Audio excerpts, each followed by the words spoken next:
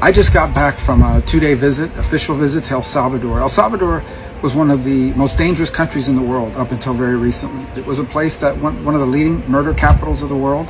It was a place where everybody lived in terror of MS-13 and the other street gangs. Everybody was paying extortion money to these gangs, where these gangs were not just killing people, they were dismembering bodies, where people were illegally leaving the country in droves.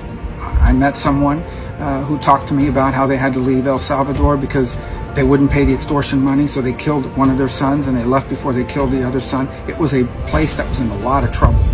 They elect a new president, Nayib Bukele, and he takes office and he gets the legislative branch to give him special powers for a special period, for a limited time, and he uses it to go out and round up all the gang members and put 30 or 40,000 of them in jail.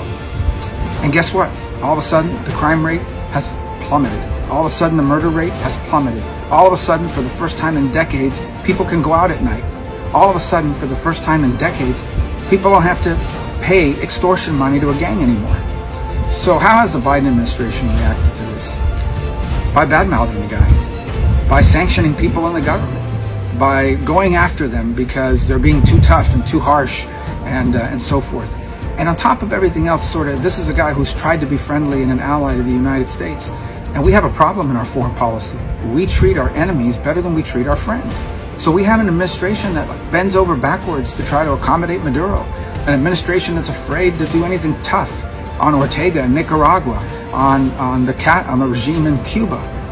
But on the other hand, decides I'm going to crack down on El Salvador and sanction them and badmouth them and try to make them a global pariah. I'm going to crack down on other countries like the Dominican Republic, for example, that's facing some of the same challenges.